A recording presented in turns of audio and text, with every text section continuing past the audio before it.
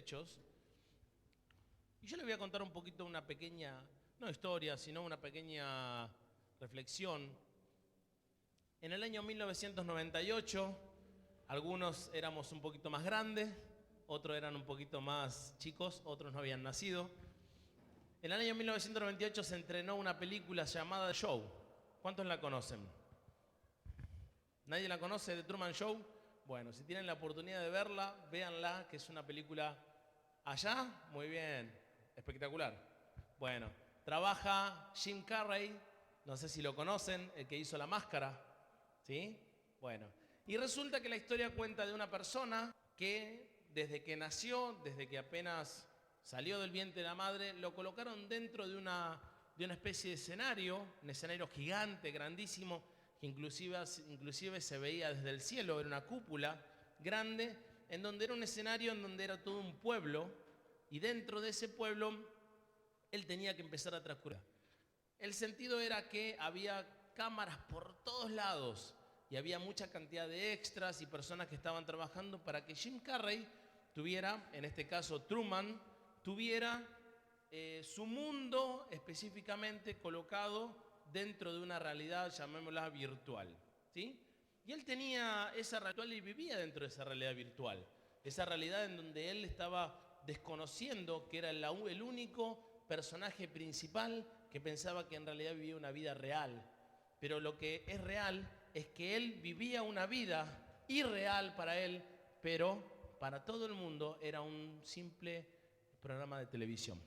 Entonces, él empezó a crecer y a la edad de aproximadamente 30 años, todo esto cuando transcurría la película, a la edad de 30 años le viene como un sentimiento de poder investigar más, de poder buscar más, de poder tratar de viajar o hacer algo. Y le suceden un montón de cosas a este muchacho, cosas que le hacían no poder salir de la isla donde él estaba. El director de este programa se llamaba Christoph y era una analogía a que él quedaba resguardado dentro de una pequeña isla y no podía salir y sus ojos estaban completamente vendados para poder mirar hacia más allá. En base a esas ganas que él tenía de poder investigar más, sin poder investigar más, sucede que la película termina de que él puede lograr salir de ese lugar, pero puede lograr salir de ese lugar y se enfrenta con la verdadera vida, que no era la vida que él vivía. Ahora bien, ¿por qué traje esta reflexión de esta película de allá por el año 1990? Porque vi que la exploración lo llevó a encontrar la vida real, la cual no era lo que él veía.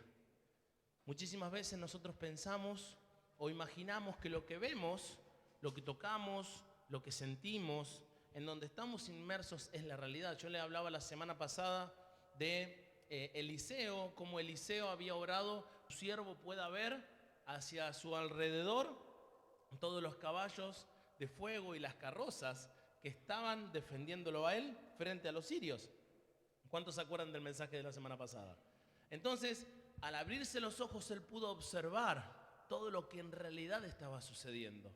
Y lo que sucedía era algo mucho más grande de lo que él imaginaba. Era algo completamente diferente. Y esa lo que hizo que su vida tuviera un cambio radical.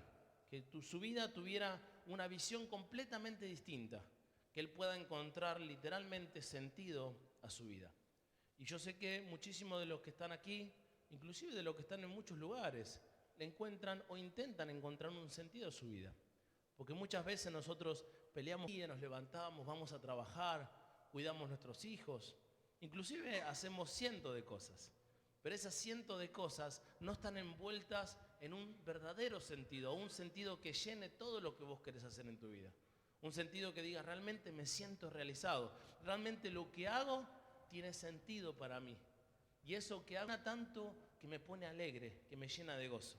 Pero al mismo tiempo que eso que vos hacés sea real y no sea completamente imaginario. Que eso que vos hacés tenga una realidad y que sea completamente tangible. Y yo pude encontrar en la Biblia, ahí en el libro de Hechos, donde les dije que me pudieran buscar, en el capítulo 22, encontré una historia de un hombre que vivía una realidad que pensaba que era la correcta. Una realidad que imaginaba que era lo que estaba viviendo, era realmente lo correcto. Esta persona se llamaba Pablo. Se llama, si nosotros vemos la historia real y sabemos que él tiene vida, que está con el Señor. Vamos a vivificarlo, vamos a decirle que él se llama Pablo. Y en el libro de Hechos, capítulo 22, versículo 3, este Pablo nos puede traducir en palabras lo que él estaba viviendo o lo que él sentía en ese momento determinado antes de que sucediera lo que yo hoy les quiero traducir, lo que yo hoy le quiero trasladar. Que cómo logró abrir esos ojos espirituales, cómo él logró ver más allá de lo que estaba viendo, cómo él logró encontrar la dirección que no tenía y cómo él logró poder observar que a su alrededor había mucho más que carrozas. Amén.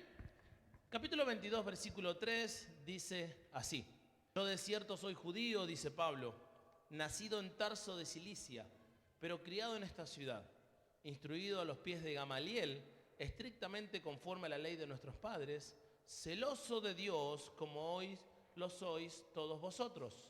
Él fue instruido en la ley, era una persona a la cual él sabía lo que estaba haciendo. Él conocía la palabra de Dios, él había estudiado la palabra de Dios, él había vivido junto con los profetas. La historia, sus padres le habían contado la historia de los profetas. Directamente de la boca de su linaje, él había escuchado cómo actuaron grandes de la fe como Daniel, cómo actuaron grandes de la fe como Abraham. Directamente de su linaje, él había tomado eso, absorbió eso desde que nació. Desde que nació, del mismo momento de su concepción, él vivió dentro de esa burbuja, dentro de ese ámbito en donde él estaba inmerso. Y él pensaba que era una persona que estaba haciendo completamente lo correcto. Y viene lo que dice en el versículo 22, 4. Perseguía yo este camino hasta la muerte, prendiendo y entregándolo en cárceles a hombres y mujeres, como el sumo sacerdote también me es testigo, y todos los ancianos, de quienes también recibí cartas para los hermanos, y fui a Damasco para traer presos a Jerusalén, también a los que estuviesen, para que fuesen castigados. ¿Él qué hacía? Perseguía a los cristianos.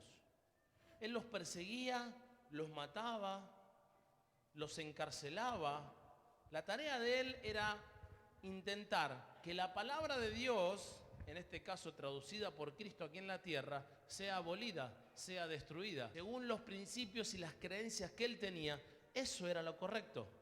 Era la visión que él tenía, era el lugar en donde él había sido criado, el momento en donde él había sido criado. Yo hablaba hace poquito tiempo con un muchacho ahí en el local y él me decía, yo tengo mi propio punto de vista en la religión. Me dice, yo voy, quizás escuché una prédica, dos prédicas, pero la verdad que no me llenó lo suficiente, no fue algo que me pudo cambiar. Yo lo que le planteé simplemente es lo siguiente: vos viviste ¿cuántos años fuera de la iglesia? 30 años. El muchacho tenía 32 años. 30 años fuera de la iglesia. Perfecto. Vamos a decir desde que tenés conciencia, 15. Bueno, alguno un poquito más grande, pero vamos a decir 15 años. Esos 15 años él estuvo inconsciente y tomó ¿de qué? De parte del mundo. ¿Qué tomó de parte del mundo? Conceptos, criterios, formas de pensar, forma de analizar las cosas. ¿Amén? Por ejemplo, él decía que poder bailar un determinado ritmo de música, él lo podía hacer tranquilamente porque todo el mundo lo hacía, o porque la gran mayoría de personas lo hacía. Todo eso él lo fue absorbiendo y lo fue tomando como una realidad. Que esa realidad estaba bien para él. Esa realidad era lo correcto. Yo lo que lo planteé fue lo siguiente: si 15 años tuviste la enseñanza del mundo, en este caso la enseñanza del enemigo, vos no podés cambiar la enseñanza del enemigo en 1 o 2 o 3 cultos. La enseñanza que vos tenés, vos mínimo necesitas o igual o un poco menos de la igualdad que vos viviste fuera del Señor. ¿Para qué? Para poder tener los criterios de Dios, para poder actuar muchas veces como un cristiano, tener reacciones. ¿Por qué digo esto? Porque yo sé que hay muchas personas que se frustran en su tarea de buscar de Dios. Dicen, de repente vino así, se martillaron el dedo y no lo voy a traducir, ¿sí? Y ustedes ven que el muchacho este que está ahí sentado se golpeó el martillo y dice, amén, gloria a Dios. Y ¿cómo puede decir amén? Yo no podría nunca decir eso. ¿Por qué, hermanos? Porque eso sucede, lleva un proceso de tiempo. Eso es una transformación.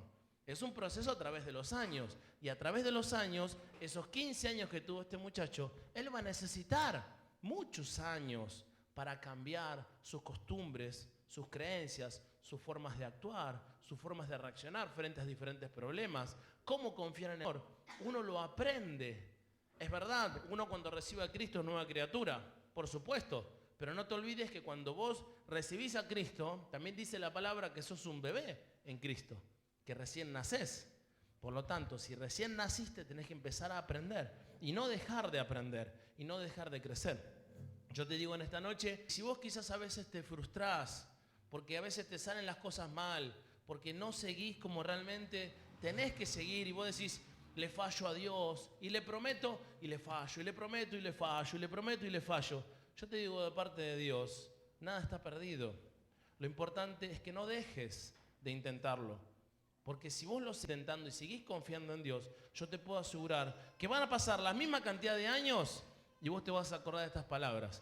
Y vas a decir, wow, al final el pastor tenía razón. Pasaron 10 años y yo logré cambiar. Y yo hoy en día puedo trabajar para Dios y puedo dar testimonio a otros de cómo es mi vida. Eso no es un albedrío al pecar. Eso no es un libre albedrío a decir, bueno, yo fumo, bueno, dentro de 15 años dejo. No, sino que uno va a seguir intentándolo. ¿Para qué? Para que Dios vaya transformando en tu corazón y en tu mente lo que es vivir como cristiano. ¿Cuántos me entienden lo que les digo? Entonces, seguimos un poquito más adelante. Pero aconteció que yendo yo en el 22:6, al llegar cerca de Damasco, como a mediodía, de repente me rodeó mucha luz del cielo. Y caí al suelo y una voz que me decía, Saulo, Saulo, ¿por qué me persigues? Yo entonces respondí, ¿quién eres, Señor? Y me dijo, yo soy Jesús de Nazaret, a quien tú persigues. Y los que estaban conmigo vieron a la luz la verdad y se espantaron, pero no entendieron la voz del que hablaba conmigo. Y dije, ¿qué haré, Señor? Y el Señor me dijo, levántate y ve a Damasco, y allá todo lo que está ordenado que hagas. Y como yo no veía a causa de la gloria de la luz, llevando de la mano por los que estaban conmigo, llegué a Damasco. Entonces uno llamado Ananías, varón piadoso según la ley, que tenía buen testimonio de todos los judíos que allí moraban, vino a mí y acercándose me dijo, hermano Saulo, fíjense que aquí ya le dijo hermano, recibe la vista. Y yo en aquella misma hora recobré la vista y lo miré. Fíjense que aquí Ananías le dijo hermano. ¿Por qué le dijo hermano? Era en el momento cuando vio esa luz intensa, él quedó completamente ciego. Y fíjense que el Señor le dice, levántate. Porque lo primero que él hizo es caerse al suelo. Lo primero que él hizo es postrarse ante los pies del Señor.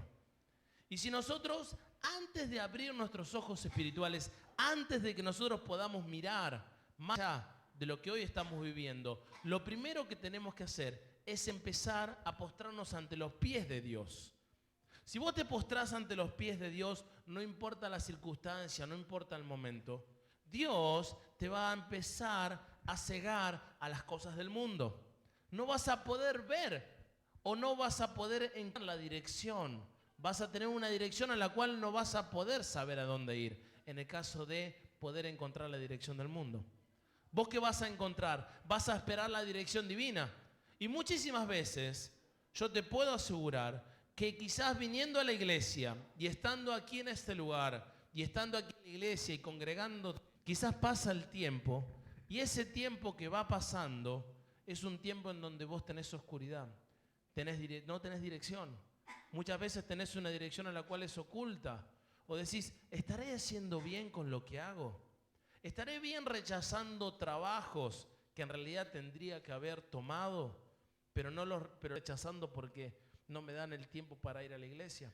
¿Estaré haciendo bien yendo y, vamos a decirlo de esta manera, quizás en un pensamiento no lógico, pero un pensamiento de una persona que está en conflicto. ¿Estaré haciendo bien si voy a la iglesia y pierdo tiempo para hacer otras actividades? ¿Estaré haciendo bien si voy a la iglesia y dejo de lado el estudio? No estoy diciendo estudiar, estoy diciendo darle prioridad a la iglesia. Ni hablar si vos decís, estoy haciendo bien si voy a la iglesia y dejo de mirar un partido de fútbol. Y muchísimas veces no encontramos una dirección. Y esa dirección a la cual no encontrás es justamente porque en este momento el Señor está cegando los ojos y está esperando de que vos realmente puedas redimirte a Él, postrarte ante Él y buscar de su palabra y buscarlo a Él en oración. Y cuando uno lo busca al Señor en oración y lo busca al Señor en palabra, sucede lo que ocurrió después. Un poquito más adelante en el 22:13. Hermano Saulo, recibe la vista.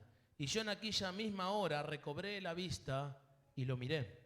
Y fíjense, después de que uno recobra la vista y recobra la dirección, de luego estudiar la palabra, de luego orar al Señor y que alguien pueda venir y pueda ungir sobre vos el ser un cristiano devoto hacia el Señor. Y dijo en el 22:14, el Dios de nuestros padres te ha escogido para que conozcas su voluntad y veas al justo y oiga la voz de su boca, porque serás testigo suyo a todos los hombres de lo que has visto y oído. Ahora pues, ¿por qué te detienes? Levántate y bautízate y lava tus pecados invocando su nombre. Gloria al Señor. Cuando uno se bautiza, el bautismo quiere decir, hermana, ¿quiere un vasito de agua? ¿Está bien?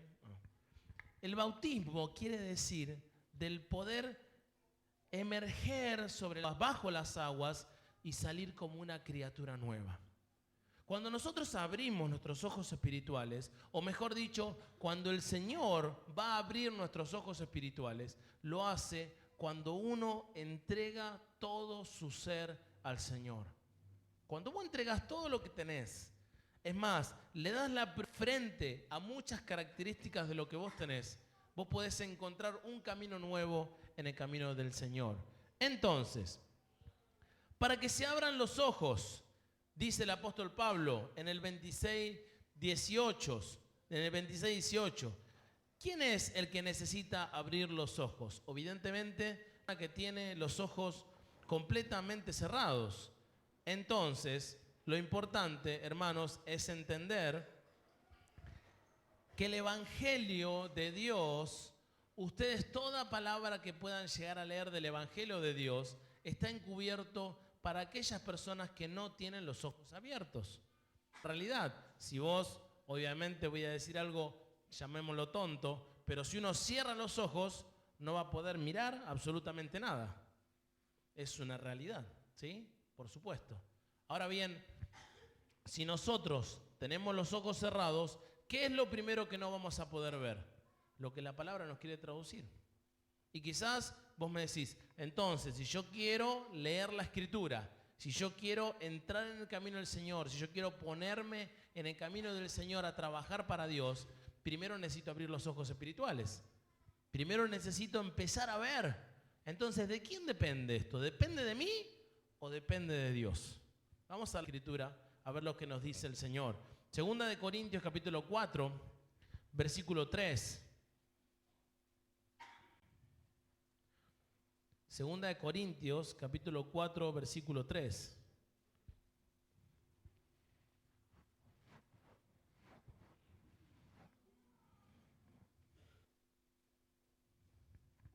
Amén. Pero si nuestro evangelio está aún encubierto, entre los que se pierden está encubierto, en los cuales el Dios de este siglo cegó el entendimiento de los incrédulos, para que no les resplandezca la luz del evangelio de la gloria de Cristo, el cual es la imagen de Dios. Dios, que mandó que las tinieblas resplandeciese la luz, es el que resplandeció en nuestros corazones para iluminación del conocimiento de la gloria de Dios en la faz de Jesucristo. El Señor es el que le abre los ojos espirituales al quien Él tiene misericordia. Cuando el Señor toma esa misericordia de la persona, o mejor dicho, cuando uno empieza a clamar a Dios por misericordia, lo primero que hace Dios no es arreglar tu coche, arreglar tu casa, sanarte de una enfermedad, no. Lo primero que hace el Señor es abrirte los ojos. Fíjense que a Pablo lo primero que hizo fue abrirle los ojos y después lo envió. Pero ¿por qué te abre los ojos el Señor? Muchísimos de los que estamos acá quizás, vos pedís, orás al Señor, el Señor abre tus ojos y vos estás esperando que te puedas comprar la zapatilla que esperabas. Y el Señor dice, no, cabeza dura, yo no te quiero dar un par de zapatillas. Yo quiero que vos leas la Escritura porque ahora la vas a entender, porque ahora la vas a poder comprender. Si vos te pones a escudriñar la Escritura, yo te voy a dar luz para que vos la puedas comprender, para que vos puedas entender lo que yo te quiero decir.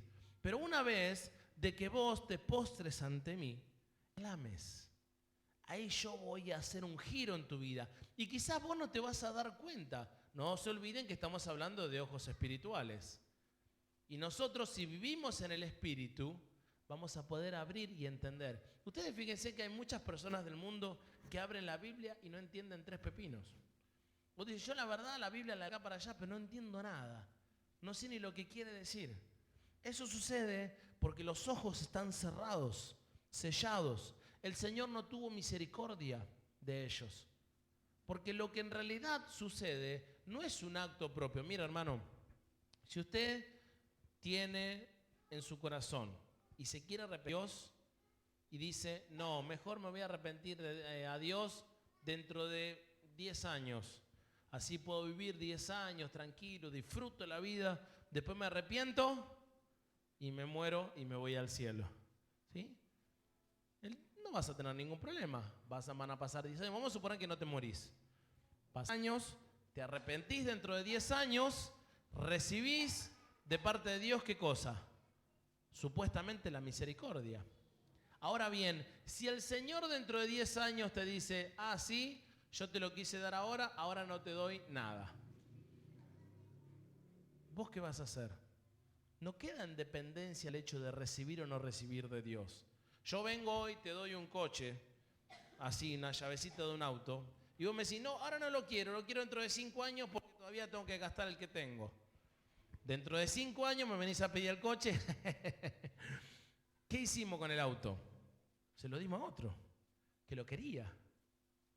La oportunidad de arrepentirse de Dios no depende del ser humano, de la persona que quiere tomar de parte de Dios, sino que depende de Dios. Pero ¿cuál es la tarea de uno? Arrepentirse todo el tiempo, hasta que Dios te pueda transformar completamente. Porque si no hay un arrepentimiento, si uno no vive arrepintiéndose, Dios no puede darte la luz necesaria para entender la realidad de la vida.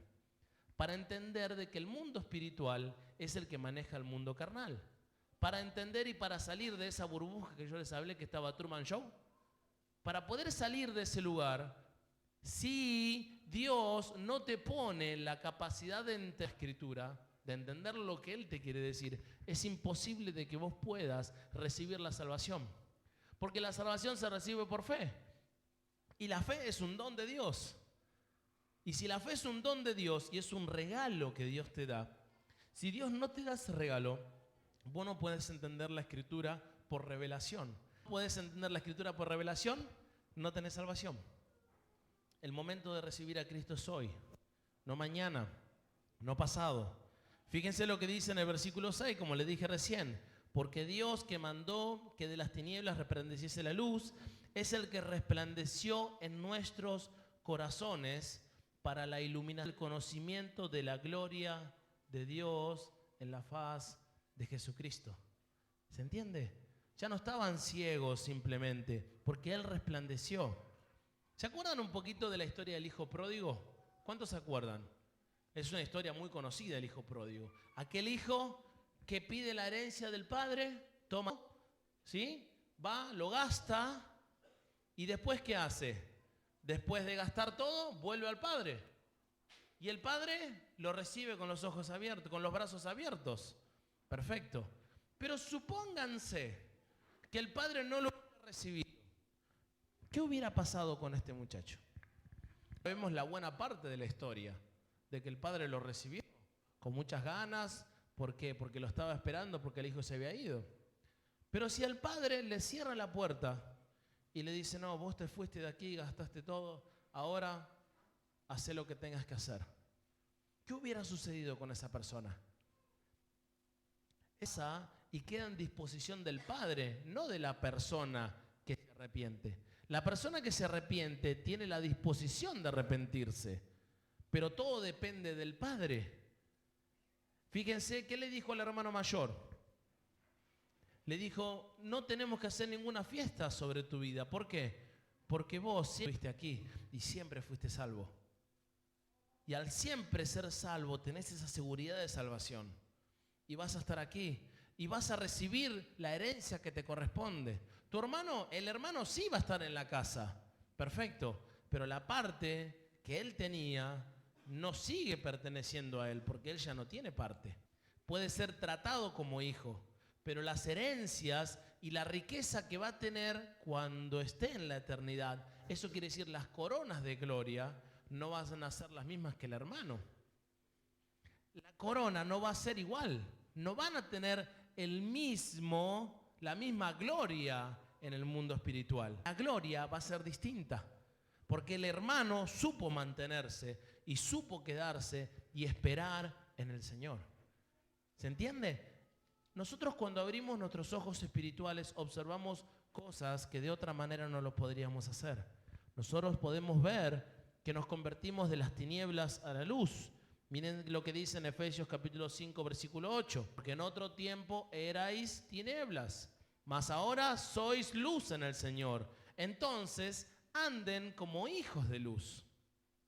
Si uno no anda como hijos de luz, va a empezar a gastar todos esos créditos que uno tiene. La salvación está. Vos podés ser un hijo de Dios, pero al pecar, ¿qué sucede? Los créditos se gastan.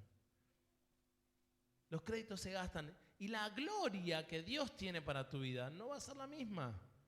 Vas a ser recibido, por supuesto, pero si vos no pedís misericordia de parte de Dios y tu vida sigue avanzando hacia la... ¿Cuál es el tope de la santidad? No la encontramos aquí, porque todos somos pecadores. Porque todos merecemos, ¿qué cosa? El infierno. Lo que merecemos nosotros es realmente la eternidad en el infierno. Pero Dios por misericordia nos salvó. Dios por misericordia nos rescató. Por eso dice en 1 Tesalonicenses capítulo 4, mas vosotros no estáis en tinieblas, para que aquel día os sorprenda como ladrón, porque todos vosotros sois hijos de luz e hijos del día, no somos de la noche ni de las tinieblas. Amén. Era lo que recién hablábamos. Viene el Señor, ¡hum!, nos lleva a Él. Pero si nosotros vivimos en luz, el vivir en luz denota que el Señor va a ir abriendo nuestros ojos espirituales para poder ver todo lo que nos rodea y todo lo que nosotros tenemos alrededor. De esa manera, ¿qué hacemos? Podemos depender de Dios, podemos depender de su gloria. Entonces, ¿nosotros qué pasamos? De la potestad del mundo, de Satanás, y pasamos a la potestad de ¿quién? A la potestad de Dios. Fíjense que en la Biblia se habla a Satanás como el Dios de este siglo, en 2 Corintios 4:4. Se habla en Efesios 2:2 como el príncipe de la potestad del aire. Se habla en Juan 8:44 como el padre de mentira. Se habla en Juan capítulo 10, versículo 10, como ladrón, asesino y destructor. Miren, hermanos, Jesús dijo en el momento de abrir el rollo del libro Isaías, cuando estaba en la ciudad de Nazaret: el Espíritu del Señor está sobre mí, por cuanto me ha ungido para dar nuevas a los pobres, me ha enviado a sanar a los quebrantados de corazón, a pregonar libertad a los cautivos y vista a los ciegos, a poner en libertad a los oprimidos y a predicar el año agradable del Señor. Lucas capítulo 4, versículos 18 y 19. ¿Por qué el Señor, cuando abrió el texto del libro de rollo de Isaías, tenía específicamente que él darle vista a los ciegos. Él le daba la vista a los ciegos y ponía libertad a los oprimidos. Él no estaba diciendo que la libertad era solamente para aquellos que podían abrir o cerrar los ojos. No. La libertad, ¿a quiénes eran? Aquellos que abrían los ojos espirituales. ¿Amén? ¿Por qué? Busquen por favor el libro de Lucas, capítulo 4, versículo 18. Lucas capítulo 4, capítulo 18.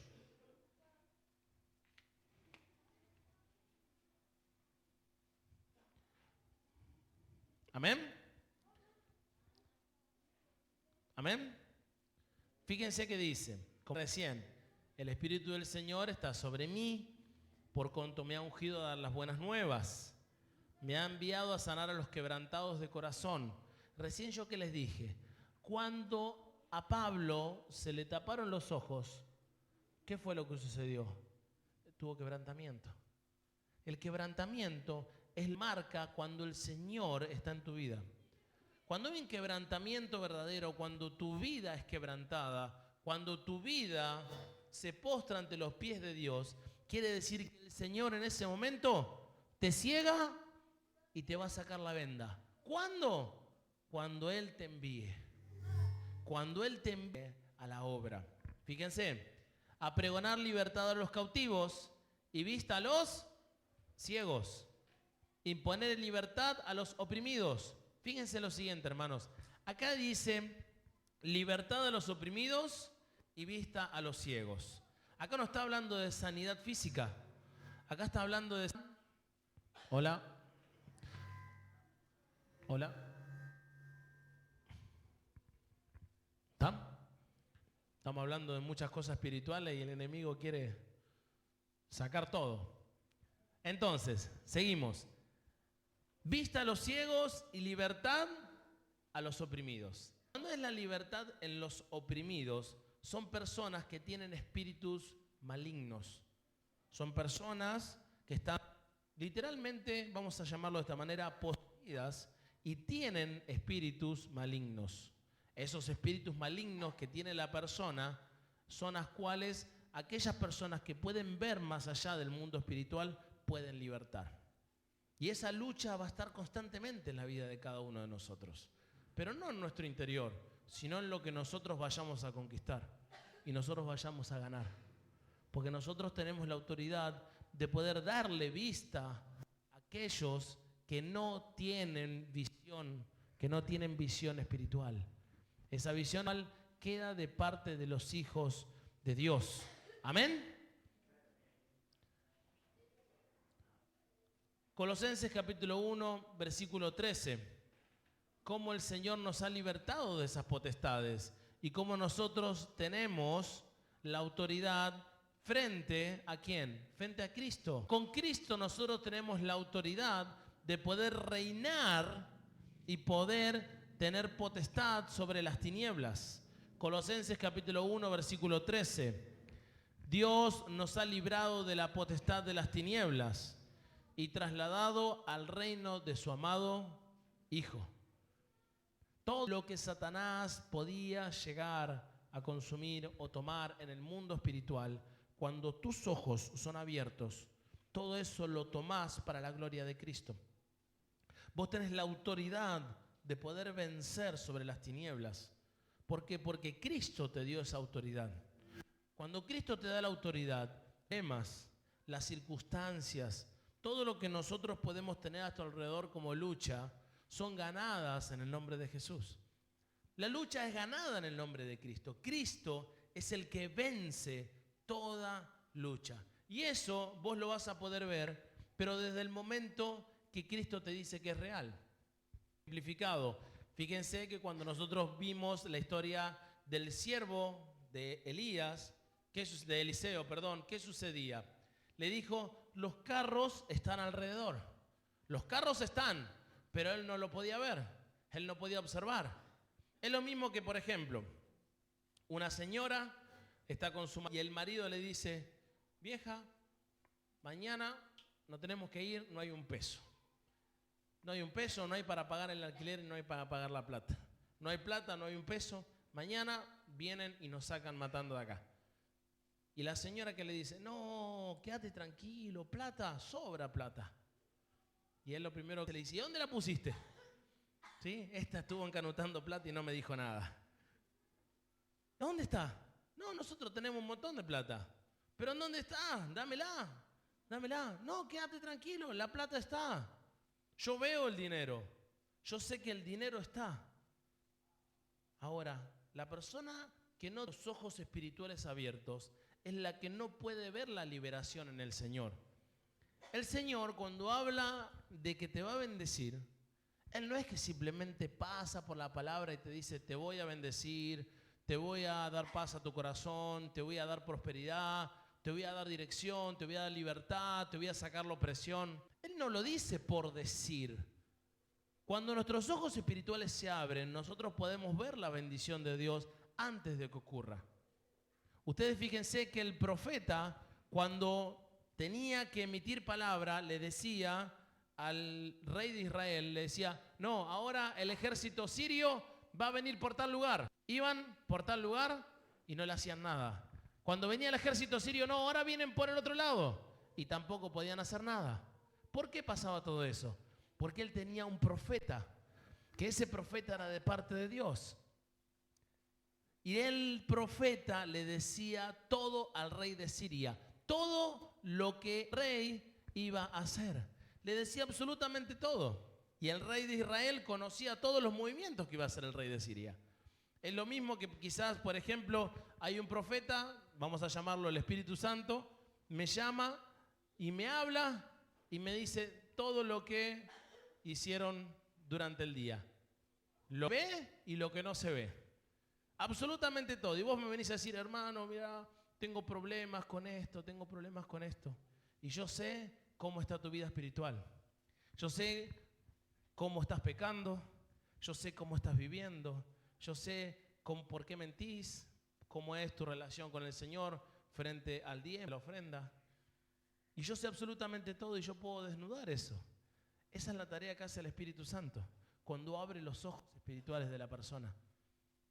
Hay un predicador que contaba una historia, y ya con esto para terminar.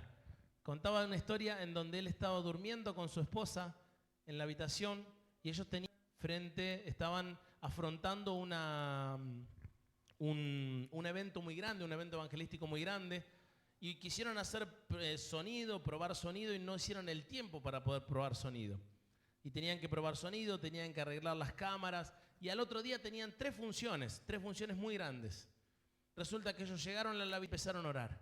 ¿Qué oraron? Señor, envía ángeles a las cámaras, envía ángel al sonido, envía ángel, y empezaron a enviar ángeles para todos lados. Ahora bien, cuando ellos estaban acostados, cuando estaban durmiendo, su esposa se levantó y de repente vio que un ángel iba así. Caminaba para un lado y caminaba para el otro. En la punta, caminaba para acá y caminaba para acá. Caminaba para acá como un guardia colorado el ángel. Pelo colorado. Según lo que contaba como testimonio la esposa de este varón de Dios. Y caminaba, caminaba y caminaba y caminaba. Hasta que ella lo despierta, le dice, mirá, un ángel en la cama, en el borde de la cama. Y el ángel se da como que se asusta y de repente desaparece. Ahora bien, el varón de Dios no lo pudo ver, pero Dios se lo reveló a la mujer. Al otro día, cuando fueron a hacer la prueba de sonido, no ocurrió nada sobrenatural, todo estaba igual. Pero sabiendo de que los ángeles estaban ahí, cuando esta persona dentro del ambiente donde estaban haciendo, entró y empezó a mandar, vamos, hacemos esto, hacemos lo otro, que vamos a llegar, que vamos a poder hacer. ¿Cuál fue la motivación? Fue el hecho de saber de que Dios estaba con él. Y yo lo que te digo en esta noche, tus ojos espirituales se abren a partir de que cuando vos sabes que Dios está contigo. Cuando vos entendés de que Dios te acompaña en todo momento, a través de tus problemas, a través de la lucha que tenés quizás en tu familia, a la lucha de tus vicios. Cuando vos estás enfrente de un vicio, el Señor está con vos y Él te va a ayudar. Él te va a proteger. Hay ángeles que acampan a tu... Cuando vos salís, cuando envías a tus hijos al colegio, que no puedes cuidarlos todo el tiempo, hay ángeles que están cuidando a tus hijos. Cuando tu esposo o tu esposa sale a trabajar y vos no puedes estar mirando y estás pensando constantemente si va a estar bien o va a estar mal. Si alguna de las personas que vos amás no está tuyo, hay ángeles. Cuando vos ves en el reino espiritual y orás y decís, Señor Jesús, envía ángeles para que cuiden a los míos. Señor Jesús, hay ángeles cuidando mis finanzas. Hay ángeles que están cuidando esa cuenta a la cual vos tenés que cubrir y hay ángeles intercediendo en ese lugar. Realmente, hermanos, nosotros tenemos que saber que Dios está con nosotros cuando clamamos a Él. Y tus ojos van a ser abiertos cuando empieces a creer por fe. Por eso, fíjense lo que dice, para recibir por la fe perdón de pecados y herencia entre los santificados, en Hechos 26, 18. 26, 18, para recibir por la fe. Cuando vos por la fe entendés de que Dios está con vos, tus ojos espirituales van a ser abiertos. ¿Cuántos me dicen amén? El Señor es fiel y nos va a seguir hablando de abrir nuestros ojos espirituales.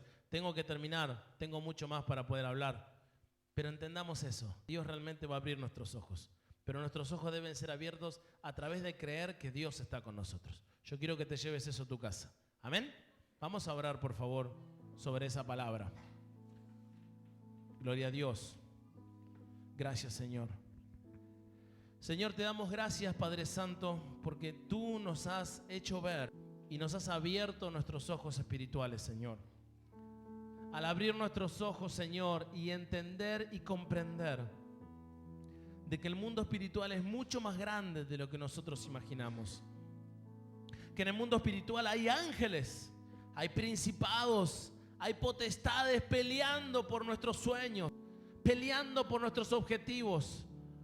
Cuando nosotros estamos tristes, estamos angustiados, hay ángeles que están peleando para que nosotros estemos bien. Hay ángeles que están luchando, que están intercediendo y están batallando contra las tinieblas. Señor, ábrenos los ojos para poder ver, Señor, esa guerra espiritual que está pasando ahí en los cielos. Oh Padre Santo, Señor mi Dios, empieza a tomar el control de este lugar, como siempre lo has tenido. Empieza a moverte a través de los bancos, Señor. Toca, Espíritu Santo. Sopla a cada persona, Señor. A cada uno de los que están aquí, Señor. Empieza a abrir esos ojos. Por unos minutos nada más. Poné tus manos así, encima de tus ojos. En señal de que el Señor pueda abrir esos ojos espirituales. Señor Padre Santo, abre los espirituales, Señor. Déjalos ver, mi Dios, por fe. Porque aquel que coloca sus manos en sus ojos, obviamente que lo hace por fe. No lo hace porque es algo literal. Señor Padre Santo, esos ojos que sean abiertos a partir de hoy, Señor. Y que vean las promesas que tú tienes para ellos. Que esas promesas, Señor, sean promesas de bien y no de mal. Que esas promesas, Señor, sean para conquistar el trabajo, para conquistar la familia, para conquistar su casa, donde ellos pisen, Señor. Por fe, hazles ver, Señor, su nueva casa. Por fe, hazles ver su nuevo vehículo, Señor.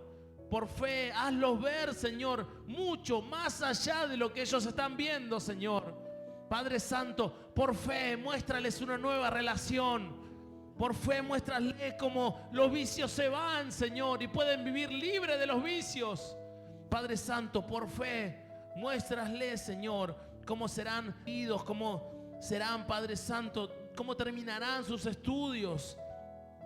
Padre mío, por fe, muéstrale cómo sus padres vuelven al camino del Señor, cómo sus hijos se restauran en el camino del Señor. Por fe, muéstrale, Señor, Padre Santo, como todos sus sueños se van cumpliendo de a uno, Señor. Oh, Padre Santo, abre los ojos espirituales. Lo necesitamos, Señor. Y en el nombre de Jesús declaramos en esta noche que por fe nuestros ojos se abrirán, pero se abrirán sobre la verdad de tu nombre, sobre la verdad de tu gloria y sobre la verdad de tu misericordia. En el nombre poderoso de Jesús. Amén, amén y amén. Aleluya, aleluya, Señor. Toda la gloria sea para ti, Padre Santo. Toda la gloria. Dale un aplauso fuerte al Señor. Aleluya, aleluya. Gracias, mi Dios. Te espero el jueves. No te olvides.